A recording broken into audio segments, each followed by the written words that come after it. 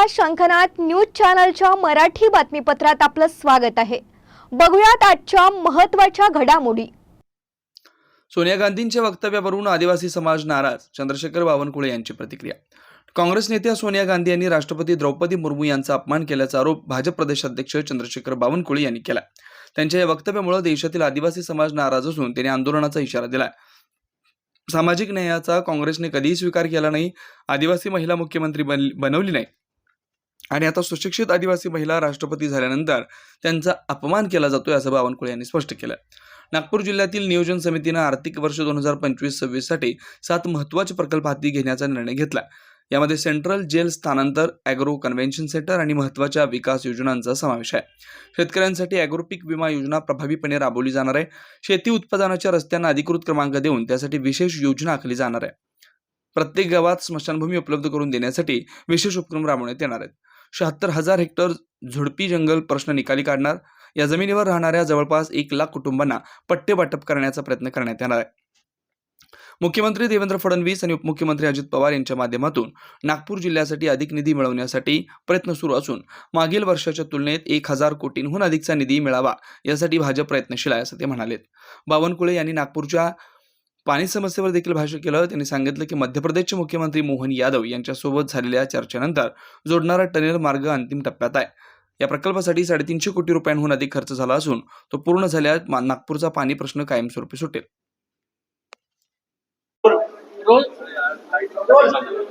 Sir, Nagpur जिल्ह्याच्या नियोजन समितीची आज बैठक होत आहे। काय महत्त्वाच्या गोष्टी त्याच्यामध्ये अंतर्भूत करण्यात आल्या आहेत? आज नागपूर जिल्हा नियोजन समितीची 25-26च्या या वर्षामध्ये नागपूर जिल्हा शहराचा विकास आराखडा आम्ही मंजूर करतो आहे। 25-26च्या काळामध्ये आम्हाला 7-8 महत्वाचे प्रकल्प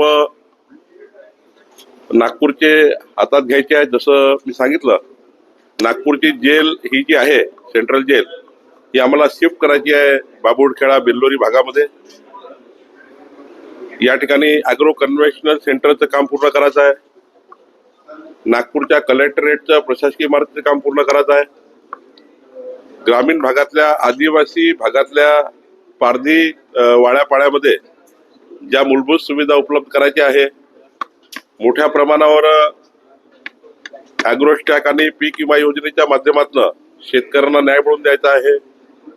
शेतकऱ्याच्या शेतातले पांधन रस्ते, ज्याला आता आम्ही क्रमांक देतोय पांधन रस्त्यांना, ते पांधन रस्ते सुद्धा मोठ्या प्रमाणावर या डीपीसीच्या माध्यमातून आम्ही प्रस्तावित करतो आहोत। जनसुविधा, नागरिक सुविधाच्या माध्यमातून ग्रामपंचायतच्या विकासाला मजबूती देण्याचं काम आम्ही करतोय।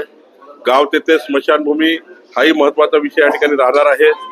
सोबतच झुडपी जंगल जागा, जे अनेक वर्षापासून ती केस सुप्रीम कोर्टात सुरू आहे, ती केस लवकरात लवकर निकाली काढून 86,000 हेक्टर सुप्रीम कोर्ट 86,000 हेक्टर झुडपी जंगलाच्या जागा या पट्टे वाटपाकरता लोकांना उपलब्ध झाल्या पाहिजे। कारण या झुडपी जंगलाच्या जागेवर जवळपास 1 लक्ष परिवार हे 30 वर्षापासून 40 वर्षापासून राहतात आहे।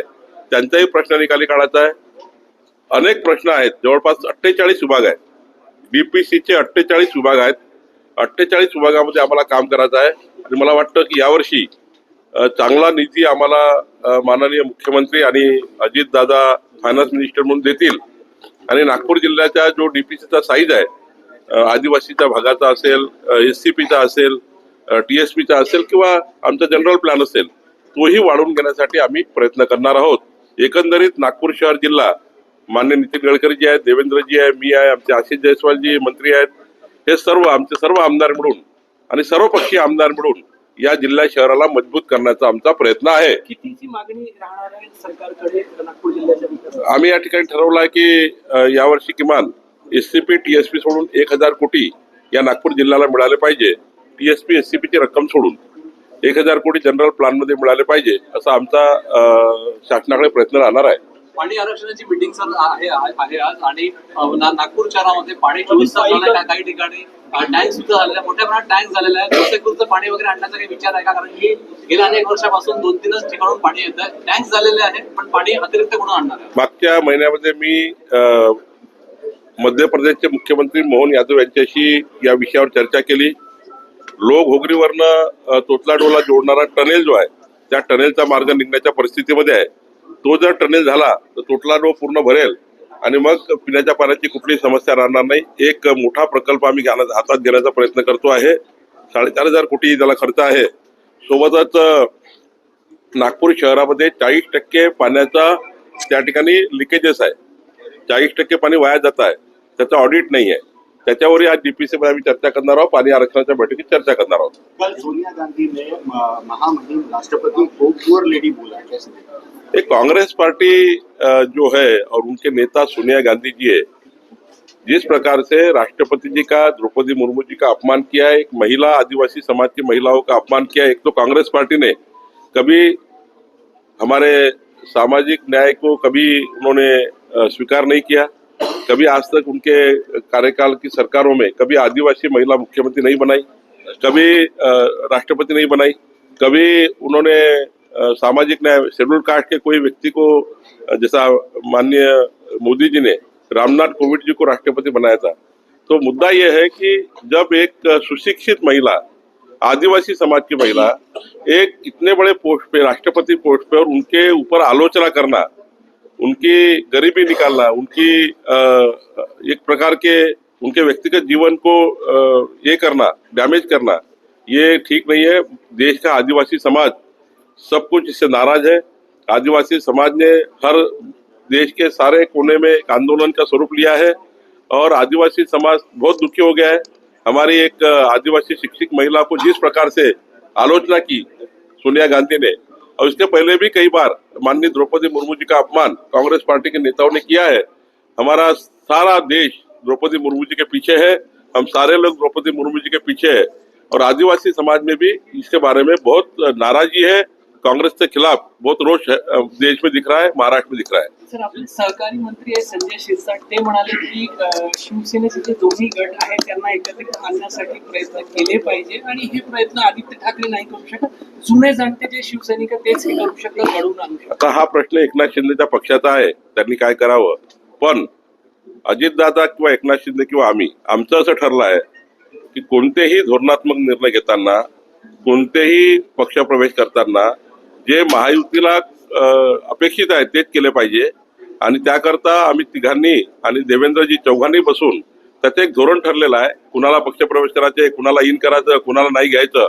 त्यामुळे जोपर्यंत या डायसवर चर्चा होत नाही कुठल्या, मग शरद पवार साहेब, अजित पवार साहेबांचा विषय असेल किंवा उद्धव ठाकरेंचा किंवा शिंदेचा विषय असेल, कुठल्या विषयावर जोपर्यंत मित्रपक्ष म्हणून आमची सर्वांची चर्चा होत नाही तोपर्यंत मला वाटतं कुठल्या विषयाला ह्या साऱ्या बातम्या आहे, या साऱ्या बातम्याला अर्थ नाही. महायुतीमध्ये चर्चा आधी व्हायला पाहिजे. महायुतीमध्ये चर्चा होतं कुठल्या विषयाची. आम्हालाही 4 लोकांना पक्षात घ्यायचं असेल आणि ते एकनाथ शिंदेजींना त्या ठिकाणी डॅमेज होणार असेल, किंवा मी जर 4 पक्षातल्या लोकांना घेतला आणि अजित पवार साहेबांना ते जर सोयीचं नसेल, तर जे सोयीचं आहे महायुतीला तेच केलं पाहिजे. जे सोयीचं आहे त्यांचेच पक्षप्रवेश केले पाहिजे. त्याबद्दलच चर्चा व्हायला पाहिजे. अशी रस्त्यावर मीडियाच्या माध्यमातून चर्चा होऊन त्याचा उपयोग नाही आहे. याचा एक डायस आहे, त्या डायसवरच चर्चा व्हायला पाहिजे. फिल्मसाठी संदर्भात काय सांगा? पुन्हा भेटूयात नवीन बातमीपत्रासह. तोवर नमस्कार.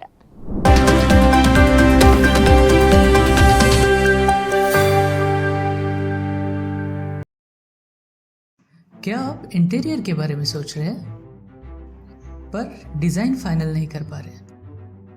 होम इंटीरियर या ऑफिस इंटीरियर, किसी भी डिज़ाइन आइडिया को रियलिटी में कैसे बदले, आज हम ये जानेंगे इंडस्ट्री एक्सपर्ट्स से.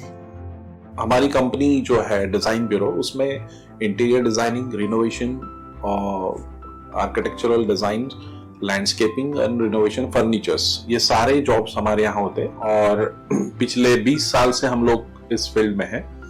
और इसमें 2 से 3 कैटेगरी आप इसको डिवाइड कर सकते हैं, जिसमें कि हम रेसिडेंशियल बोलते हैं, कमर्शियल बोलते हैं और रिनोवेशंस बोल सकते हैं. बेसिकली क्लाइंट्स की नीड्स को अंडरस्टैंड करना, सो नीड बेस्ड एनालिसिस हमारे यहाँ होता है.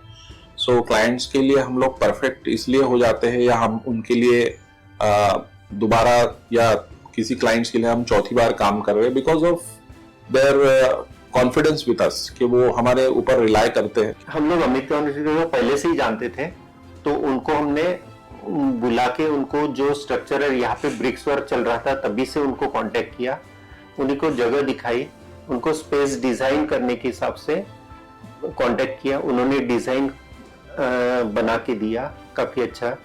जो भी मीन्स उसमें जो भी चेंजेस थे उनको वर्कआउट किया हमने। जब जो मटेरियल लेना था वो साथ में हमारे आए, सिलेक्शन के लिए आए, वो जो भी सारा सिलेक्शन उन्होंने काफी अच्छे से करवाया। जो भी उसके बाद में जो एक्सपेक्ट था उससे ज्यादा बेटर ऑफिस उन्होंने कि बनवाया। बजट अगर आपका लिमिटेड है तो लिमिटेड बजट में भी आप एक अच्छा इंटीरियर कर सकते हैं, ये हमारा विश्वास है। और हमारे क्लाइंट्स के लिए हम वही दे रहे हैं और उसी से हमारा क्लाइंटल बड़ा है। हर क्लाइंट की एक अलग स्टोरी होती है, उनका एक अलग रिक्वायरमेंट्स होता है। कई बार ये सारा मिस आउट हो जाता है, हम अपने डिज़ाइन उन पे लाते हैं, वो नहीं होना चाहिए। उनको क्या चाहिए वो हम डिलीवर कर सकते हैं, बस वो उनके बारे में हमको समझना पड़ेगा। तो हमारे इसमें हम एक ही बोलते हैं कि ड्रीम कम्स ट्रू। आप ड्रीम देख रहे हो, हम उनको फुलफिल करेंगे, वो हमारी रिस्पॉन्सिबिलिटी है।